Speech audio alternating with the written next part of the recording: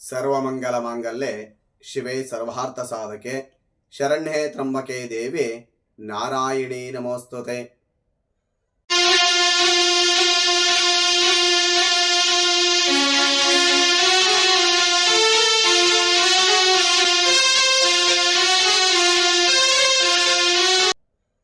ಸಮಸ್ತ ನಾಡಿನ ಜನತೆಗೆ ನಾಗರ ಪಂಚಮಿಯ ಶುಭಾಶಯಗಳೊಂದಿಗೆ ಇವತ್ತಿನ ದಿವಸ ನಾವು ಶಕ್ತಿಪೀಠ ಯೂಟ್ಯೂಬ್ ಚಾನಲ್ ವತಿಯಿಂದ ನಾಗರ ಪಂಚಮಿಯ ಮಹತ್ವ, ನಾಗದೇವತೆಯ ಮಹತ್ವವನ್ನು ನಾವು ಇವತ್ತಿನ ದಿವಸ ವಿಸ್ತಾರವಾಗಿ ತಿಳಿಸ್ತಾ ಇದ್ದೇವೆ. ಇದು ಹೆಣ್ಣು ಮಕ್ಕಳು ಹೆಚ್ಚಾಗಿ ಆಚರಣೆ ಮಾಡತಕ್ಕಂತಹ ಹಬ್ಬ ಎಂದರೆ ನಾಗರ ಪಂಚಮಿ. ಇದು ಶ್ರಾವಣ ಮಾಸದ ಶುಕ್ಲ ಪಕ್ಷದ ಪಂಚಮಿ ತಿಥಿಯಲ್ಲಿ ಬರತಕ್ಕಂತಹ ಹಬ್ಬವೆಂದರೆ ನಾಗರ ಪಂಚಮಿಯ ಹಬ್ಬ. ಇದು ವಿಶೇಷವಾಗಿ ಹೆಣ್ಣು ಮಕ್ಕಳಿಗೆ ಬಹಳ ವಿಶೇಷವಾದಂತಹ ಹಬ್ಬವಾಗಿದೆ. ಈ ಹಬ್ಬವನ್ನು ನಾಗರ ಪಂಚಮಿ ಹಾಗೂ ಗರುಡ ಪಂಚಮಿ ಎಂದು ಸಹಿತ ಕರೆಯುತ್ತಾರೆ.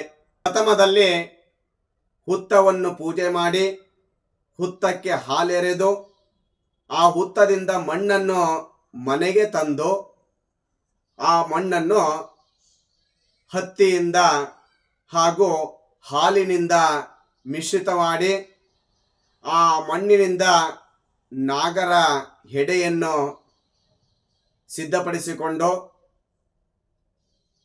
ಮನೆಯಲ್ಲಿರ್ತಕ್ಕಂಥ ಎಲ್ಲರೂ ಸಹಿತ ಆ ನಾಗದೇವತೆಗೆ ಹಾಲನ್ನು ಎರೆದು ಕಡಲೆಕಾಳು ಹಾಗೂ ಅವರೆಕಾಳುಗಳನ್ನು ನೆನೆಸಿದ ಅವರೆಕಾಳುಗಳನ್ನು ನೈವೇದ್ಯ ಮಾಡಿ ಹಾಗೂ ಭತ್ತದ ಅವಲುಗಳನ್ನು ನಾಗದೇವತೆಗೆ ಅರ್ಪಣೆಯನ್ನು ಮಾಡಿ ಅರಿಶಿನ, ಕುಂಕುಮ, ಗಂಧ, ಪುಷ್ಪಗಳಿಂದ ಪೂಜಿಸಿ ಮಹಾ ನಾಗದೇವತೆಯನ್ನು ಆರಾಧನೆ ಮಾಡುವುದರಿಂದ ಬಂದಂತಹ ಕಷ್ಟಗಳು ಹಾಗೂ ಸರ್ಪದೋಷ, ಕಾಳಸರ್ಪದೋಷ, ನಾಗದೋಷಗಳೆಲ್ಲ ಪರಿಹಾರವಾಗುತ್ತದೆ. ಉತ್ತರ ಕರ್ನಾಟಕದ ಜನರು ಈ ಹಬ್ಬವನ್ನು ಬಹಳ ವಿಶೇಷವಾಗಿ ಆಚರಣೆ ಮಾಡುತ್ತಾರೆ.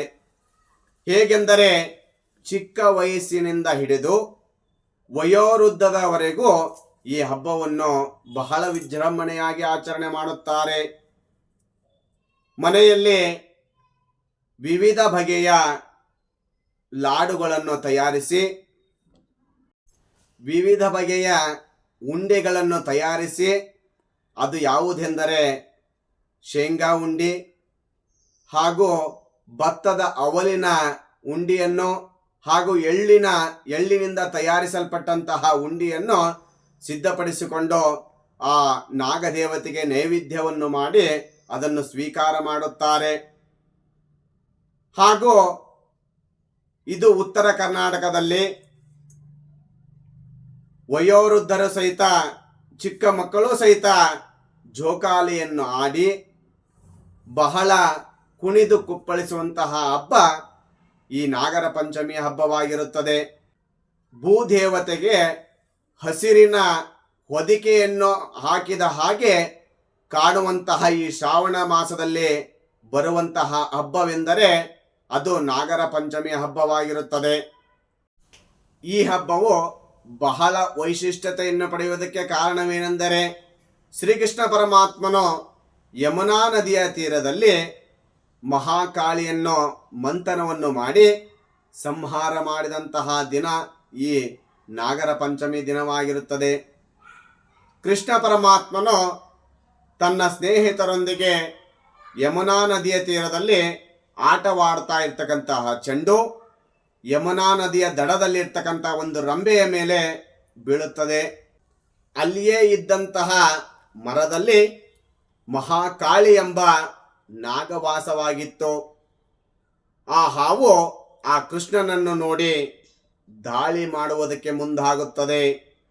ಆ ದಾಳಿಯ ವಿರುದ್ಧ ಕೃಷ್ಣ ಪರಮಾತ್ಮನು ಹೋರಾಡಿ ಆ ಕಾಳಿಯನ್ನು ಸೋಲಿಸುತ್ತಾನೆ. ಆಗ ಮಹಾಕಾಳಿ ಹೇಳುತ್ತಾಳೆ, ಈ ಬಾಲಕನು ಅಸಾಧ್ಯವಾದಂತಹ ಬಾಲಕನು ಇವನು ಎಂದು ತನ್ನ ತಪ್ಪನ್ನು ಒಪ್ಪಿಕೊಳ್ಳುವಂತಳಾಗುತ್ತದೆ. ಆ ಹಾವು ಕೃಷ್ಣನಲ್ಲಿ ಪರಿಪರಿಯಾಗಿ ಬೇಡಿಕೊಳ್ಳುತ್ತದೆ, ನನ್ನನ್ನು ಕೊಲ್ಲಬೇಡ ಎಂದು ಕೇಳಿದಾಗ ಆಗ ಶ್ರೀಕೃಷ್ಣ ಪರಮಾತ್ಮನು ಈ ಭೂಮಿ ಮೇಲೆ ವಾಸ ಮಾಡ್ತಾ ಇರ್ತಕ್ಕಂತಹ ಮಾನವರಿಗೆ ಯಾವುದೇ ರೀತಿಯಿಂದ ನಿನ್ನ ಕಡೆಯಿಂದ ಯಾವುದೇ ತೊಂದರೆ ಆಗದಂತೆ ನೋಡಿಕೊಳ್ಳಬೇಕೆಂದು ಹೇಳಿದಾಗ ಆ ನಾಗದೇವತೆ ಒಪ್ಪಿಕೊಳ್ಳುತ್ತದೆ. ಆಗ ಶ್ರೀಕೃಷ್ಣ ಪರಮಾತ್ಮನು ಇನ್ನು ನೀನು ಸಾಮಾನ್ಯವಾದಂತಹ ನಾಗನಲ್ಲ, ನೀನು ಈ ಭೂಮಿ ಮೇಲೆ ವಾಸ ಮಾಡ್ತಕ್ಕಂತಹ ಮಾನವರಿಂದ ಪೂಜಿಸಲ್ಪಟ್ಟಂತಹ ನಾಗದೇವತೆ ಆಗಬೇಕೆಂದು ಕೇಳಿದಾಗ ಅದೇ ದಿನ ನಾಗರ ಪಂಚಮಿ ಎಂದು ಕರೆಯುತ್ತಾರೆ. ಹೆಣ್ಣು ಮಕ್ಕಳಿಗೆ ನಾಗಪ್ರದ ಸಂತಾನಪ್ರದವನ್ನು ಕರುಣಿಸುವಂತಹ ದೇವತೆ ನಾಗದೇವತೆ ಆಗಿರುತ್ತದೆ.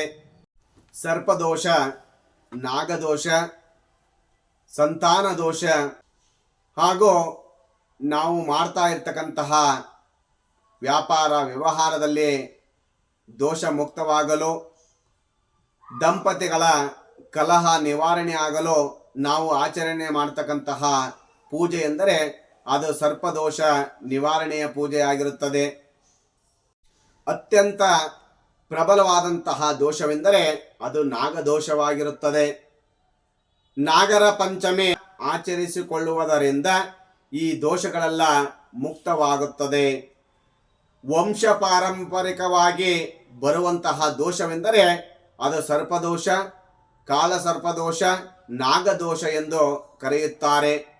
ದೇವಾನುದೇವತೆಗಳಲ್ಲಿ ಅಂದರೆ ಪ್ರಥಮವಾಗಿ ಮಹಾಗಣಪತಿಯ ಹೊಟ್ಟೆಯ ಪಟ್ಟಿಯಾಗಿ, ಶಿವನ ಆಭರಣವಾಗಿ ಹಾಗೂ ಮಹಾವಿಷ್ಣುವಿಗೆ ಹಾಸಿಗೆಯಾಗಿ, ಸಮುದ್ರ ಮಂಥನದ ಕಾಲದಲ್ಲಿ ಮಂದರ ಪರ್ವತಕ್ಕೆ ಕಡಗೋಲಿಗೆ ಹಗ್ಗವಾಗಿ, ದುರ್ಯೋಧನನ ಧ್ವಜಕ್ಕೆ ಚಿಹ್ನೆಯಾಗಿ ಹಿಂದೂಗಳ ಪಾಲಿಗೆ ಮಹಾಪೂಜ್ಯನೀಯವಾಗಿದೆ. ಹೇಗೆಂದರೆ ನಾಗರ ಪಂಚಮಿ ಹಬ್ಬವು ಹೇಗೆ ಪ್ರಾರಂಭವಾಯಿತೆಂದರೆ ಮಧ್ಯಮ ಪಾಂಡವ ಅರ್ಜುನನ ಮೊಮ್ಮಗ ಹಾಗೂ ಪರೀಕ್ಷಿತ್ ಮಹಾರಾಜರ ಸಾವಿಗೆ ಆ ಸರ್ಪವು ಕಾರಣವೆಂದು ತಿಳಿದು ಇಡೀ ಸರ್ಪದ ಸಂಕುಲವನ್ನು ನಿರ್ನಾಮವನ್ನು ಮಾಡಬೇಕೆಂದು ನಿರ್ಧರಿಸುತ್ತಾರೆ. ಸರ್ಪಶಾಸ್ತ್ರ ಯಾಗವನ್ನು ಆಚರಿಸಲು ಸಿದ್ಧಪಡಿಸಿಕೊಂಡಿರುತ್ತಾರೆ. ಆ ಸರ್ಪಶಾಸ್ತ್ರ ಯಾಗವನ್ನು ಮಾಡುವಾಗ ಎಲ್ಲ ಸರ್ಪಗಳು ಸಹಿತ ಆ ಯಾಗ ಕುಂಡದಲ್ಲಿ ಬಂದು ಬೀಳುವಂತವಾಗುತ್ತದೆ. ಇದು ಹೀಗೆ ಮುಂದುವರೆದರೆ ಭೂಮಂಡಲದಲ್ಲಿ ಸರ್ಪಗಳ ಸರ್ವನಾಶವಾಗುತ್ತದೆ ಎಂದು ಸರ್ಪಗಳ ಸಂಬಂಧಿಯಾದಂತಹ ಅಸ್ತಿಕ ಮಹಾರಾಜರು, ಜನಮೇಜ ರಾಜರು ಆಚರಿಸುವಂತಹ ಯಾಗವನ್ನು ನಿಲ್ಲಿಸುತ್ತಾರೆ. ಪಂಚಮಿ ದಿನದಂದು ಈ ಯಾಗವನ್ನು ನಿಲ್ಲಿಸಿದ ಕಾರಣ ಇದು ನಾಗರ ಪಂಚಮಿ ಎಂದು ಪ್ರಮುಖ ಪ್ರಾಮುಖ್ಯತೆಯನ್ನು ಪಡೆದಿರುತ್ತದೆ. ಈ ನಾಗರ ವೃತವನ್ನು ಆಚರಣೆ ಮಾಡುವುದು ಹೇಗೆಂದರೆ ಪ್ರಥಮದಲ್ಲಿ ನಾಗರ ಕಲ್ಲನ್ನು ನೀರಿನಲ್ಲಿ ತೊಳೆದು ಹಾಲಿನ ಅಭಿಷೇಕವನ್ನು ಮಾಡಿ ತದನಂತರ ಮತ್ತೆ ನೀರಿನಿಂದ ಆ ನಾಗರ ಕಲ್ಲನ್ನು ಶುದ್ಧಗೊಳಿಸಿ ಅರಿಶಿಣ, ಕುಂಕುಮ, ಗಂಧ, ಪುಷ್ಪ ಅಲಂಕೃತಗೊಳಿಸಿ ಆ ನಾಗರ ಕಲ್ಲಿಗೆ ನೈವೇದ್ಯಗಳನ್ನು ತೋರಿಸಿ ಧೂಪ ದೀಪಗಳಿಂದ ಪೂಜೆಯನ್ನು ಆಚರಣೆ ಮಾಡಿದರೆ ಬಂದಂತಹ ಕಷ್ಟಗಳು, ಬಂದಂತಹ ಎಲ್ಲ ದೋಷಗಳೆಲ್ಲ ಮುಕ್ತವಾಗುತ್ತದೆ. ನಾಗರ ದೇವತೆಗಳನ್ನು ಹೆಣ್ಣು ಮಕ್ಕಳು 7 ಮಂಗಳವಾರ ವೃತವನ್ನು ಆಚರಣೆ ಮಾಡಿ ಸೂರ್ಯೋದಯದ ವೇಳೆಯಲ್ಲಿ ನಾಗರ ವೃತವನ್ನು ಆಚರಣೆ ಮಾಡಿ ಸುಮಂಗಲಿಯರ ಕೈಯಲ್ಲಿ ತಮ್ಮ ತಲೆಯ ಮೇಲೆ ಅಕ್ಷತೆಗಳನ್ನು ಹಾಕಿಸಿಕೊಂಡು ದೀರ್ಘ ಸೌಮಂಗಲತ್ವಕ್ಕಾಗಿ ಈ ವೃತವನ್ನು ಆಚರಿಸಬಹುದು. ಯಾರೂ ಸಹಿತ ಈ ತಪ್ಪುಗಳನ್ನು ಮಾಡಬಾರದು.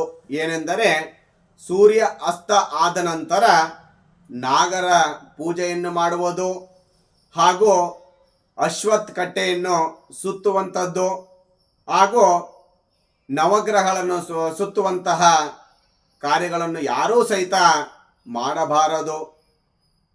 ಈ ನಾಗದೇವತೆಯನ್ನು ಪೂಜಿಸಿದವರಿಗೆಲ್ಲ ಧನ ಸಂಪತ್ತು ಆರೋಗ್ಯಗಳು ಲಭಿಸುವಂತಾಗುತ್ತದೆ. ಇದರಲ್ಲಿ ಸಂದೇಹವೇ ಇಲ್ಲ ಎಂದು ಹೇಳಿ ಈ ನಾಗರ ಪಂಚಮಿಯನ್ನು ಬಹಳ ವೈಶಿಷ್ಟ್ಯತೆಯಿಂದ ಆಚರಣೆ ಮಾಡ್ಕೊಂಡು ಬಂದಿದ್ದಾರೆ. ಶಕ್ತಿಪೀಠ ಯೂಟ್ಯೂಬ್ ಚಾನಲ್ನಲ್ಲಿ ಪ್ರಸಾರವಾದಂತಹ ನಾಗರ ಪಂಚಮಿಯ ವೈಶಿಷ್ಟ್ಯತೆ ಹಾಗೂ ನಾಗರ ಪಂಚಮಿಯನ್ನು ಹೇಗೆ ಆಚರಣೆ ಮಾಡಬೇಕು, ನಾಗದೇವತೆಗಳನ್ನು ಆಚರಿಸುವುದರಿಂದ ಸಿಗುವಂತಹ ಫಲದ ಬಗ್ಗೆ ವಿಸ್ತಾರವಾಗಿ ಹೇಳಿದಂಥ ಈ ವಿಡಿಯೋ ನಿಮಗೆ ಇಷ್ಟವಾದಲ್ಲಿ ಲೈಕ್ ಮಾಡಿ ಹಾಗೂ ನಿಮ್ಮ ಸ್ನೇಹಿತರೊಂದಿಗೆ ಶೇರ್ ಮಾಡಿ. ಈ ವಿಡಿಯೋ ಬಗ್ಗೆ ಯಾವುದೇ ಒಂದು ಗೊಂದಲವಿದ್ದಲ್ಲಿ ನಮ್ಮ ಶಕ್ತಿಪೀಠ ಯೂಟ್ಯೂಬ್ ಚಾನಲ್ಗೆ ಕಮೆಂಟ್ ಮೂಲಕ ತಿಳಿಸಿ. ಹಾಗೂ ಇನ್ನು ಹೊಸ ಧಾರ್ಮಿಕ ವಿಷಯಗಳಿಗಾಗಿ ಈ ಶಕ್ತಿಪೀಠ ಯೂಟ್ಯೂಬ್ ಚಾನಲ್ಗೆ ಸಬ್ಸ್ಕ್ರೈಬ್ ಆಗಿ. ಧನ್ಯವಾದಗಳು.